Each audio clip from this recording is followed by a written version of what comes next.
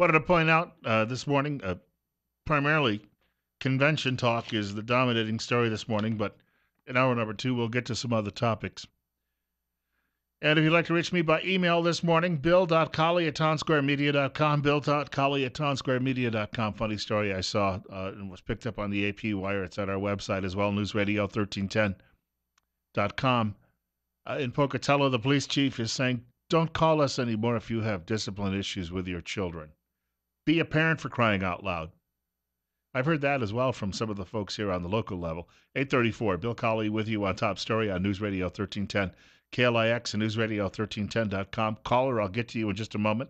It's 71, on our way to 90 today. And, of course, if you're listening to the program, thank you.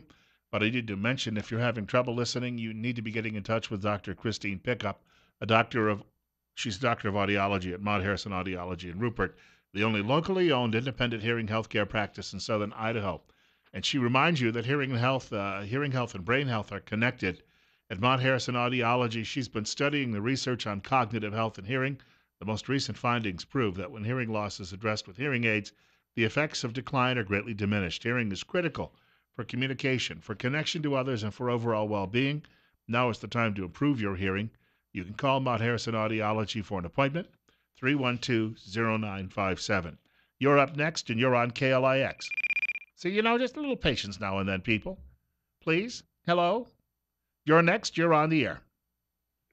Yeah, I just like to, I wasn't in favor of Trump in the beginning, but because he is our Republican candidate, I'm behind him 100%. And one thing that I would like to say is there's one major difference between running a government budget and running a corporate budget. I know because I've done both. And that difference is a government budget, you produce nothing. You don't add to the gross national product. You provide a service that the people of the county, state, federal, give money to you to give services. That is the only difference. And if somebody has been in the business of running a business for profit and they get into the business of running a governmental program, they are going to look at areas where budgets can be cut and not affect the general services that you're providing. They're going to look at getting rid of pork belly waste. And that's what we need in this country right now. So, if Donald Trump can take a hold, if he does nothing more than take a hold of the runaway budget and start operating it like it was a business, cutting out the fat, we'll be in a lot better shape in 4 years. Well, thank you for the call, Deacon. Good hearing from you. And good to know that. What day is it, by the way? 8:37. Bill Colley with you on Top Story. You're up next. You're on the air on KLIX. Hey, I don't know if I caught this or if I missed it or not, but did anybody call in or talk about those weirdos that were out on Pole Line and Blue Lakes the other day screwing up traffic? Completely off topic, but thank you for hijacking my show. I talked about it yesterday. Get your own show, folks. Good golly. Hey, and by the way, my hay's growing pretty well right now, and for a call screener, I wouldn't have to deal with any of that. 8:38. Bill Colley with you on Top Story on News Radio 1310, KLIX and newsradio1310.com. It's 74. What are they doing? Burning the wacky weed over at the evidence lab? We've got about a minute and a half before the next break. So quickly, I'll just mention again another one of our fine sponsors here at News Radio 1310, KLIX and newsradio1310.com. Yeah, it was hot yesterday, and if you had your air conditioning unit going, you've got to keep that up and running and have it, serviced really before the hot weather comes along.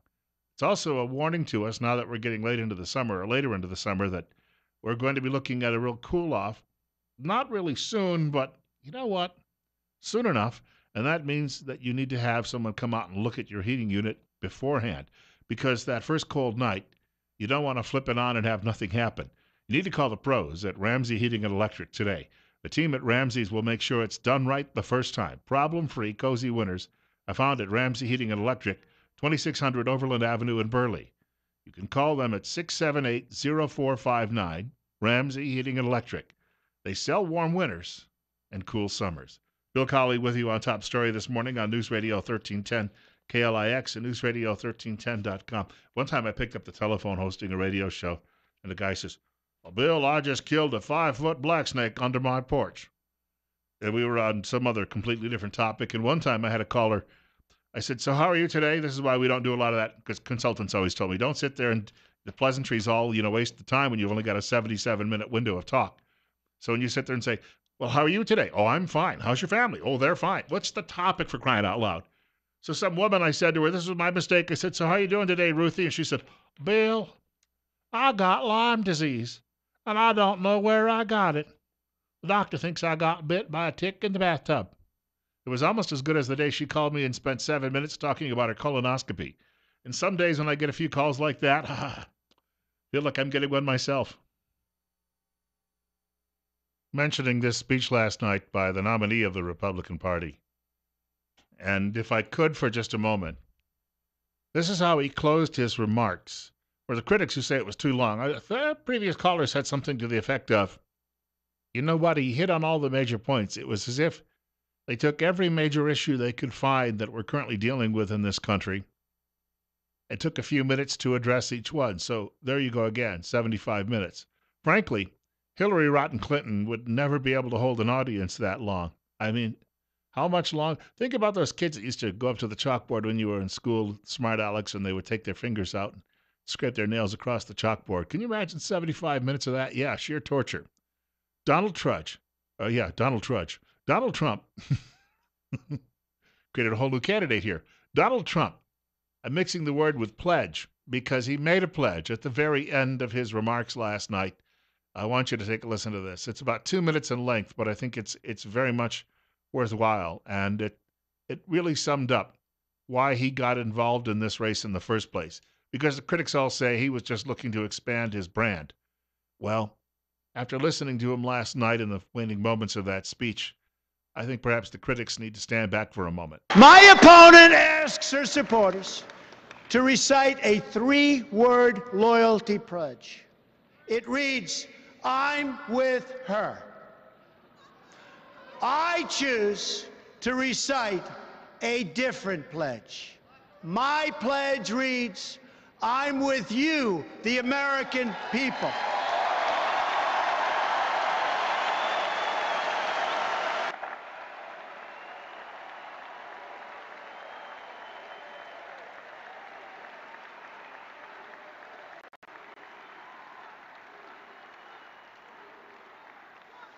I am your voice. So to every parent who dreams for their child and every child who dreams for their future, I say these words to you tonight. I am with you, I will fight for you, and I will win for you.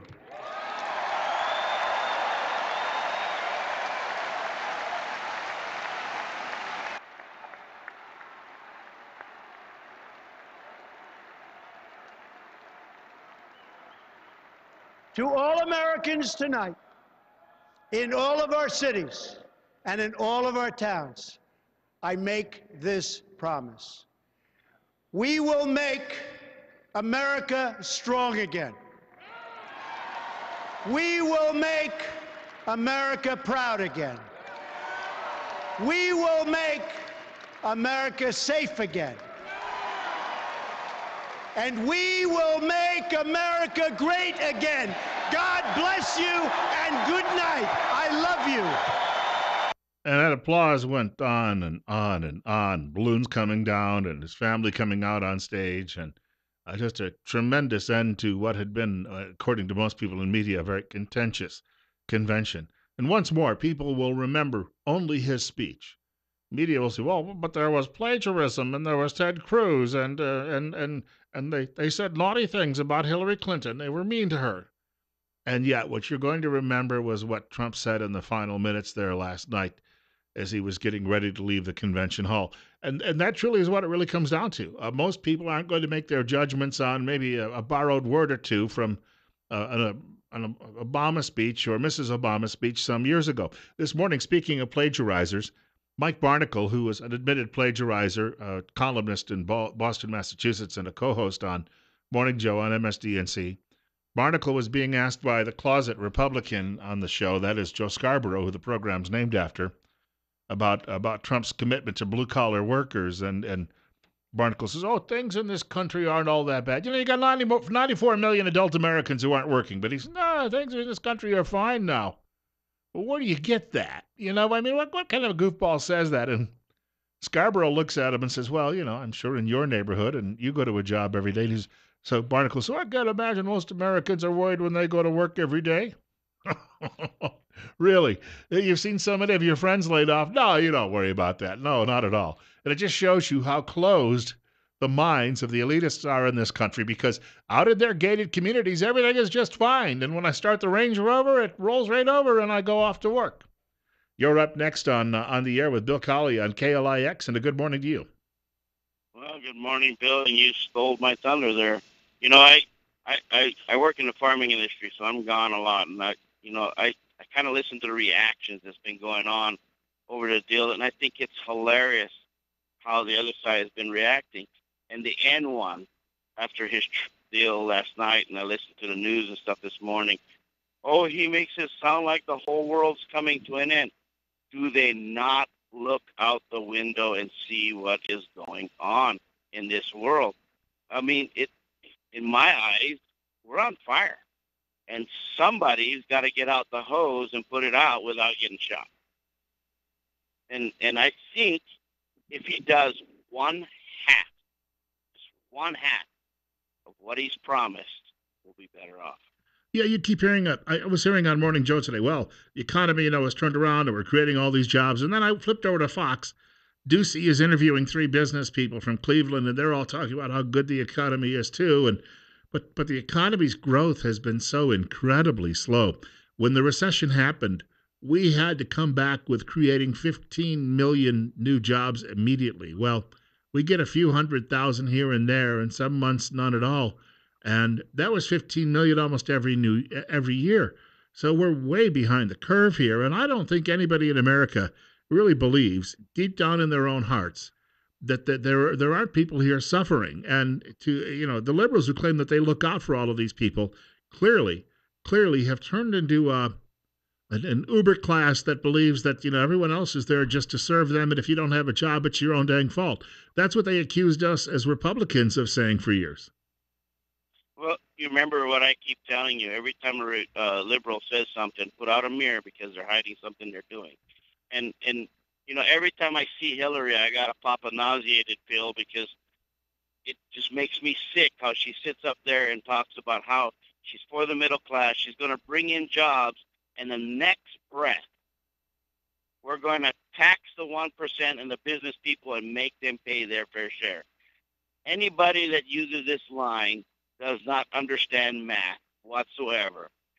Even if a business that's billions of dollars only pays 9%, compared to somebody that gets paid $30,000 a year pays 15%, who pays the bigger bill? I mean, give me a break. And what she's talking about is making jobs and forcing companies out of the country, right, all in the same breath. And thank you for the call. Speaking of breath and mirrors, if I held a mirror up to some of these liberals, they would steam it all up with their dog breath. 8:51, Bill Colley with you on Top Story on News Radio 1310, KLIX, and newsradio1310.com. Bill Colley with you this morning until 10 o'clock, in fact, and then Rush Limbaugh will be along. Donald Trump speaking last night, offering a promise to blue-collar workers in this country. These are the forgotten men and women of our country, and they are forgotten, but they're not going to be forgotten long.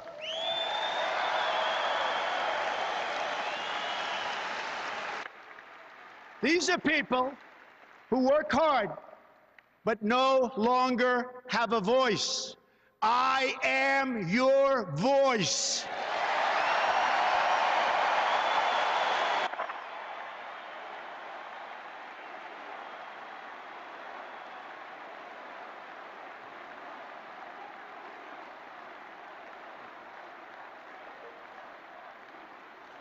These USA chants got started because early in his remarks, the crowd started cheering Trump, Trump, Trump, and he said, no, please, USA.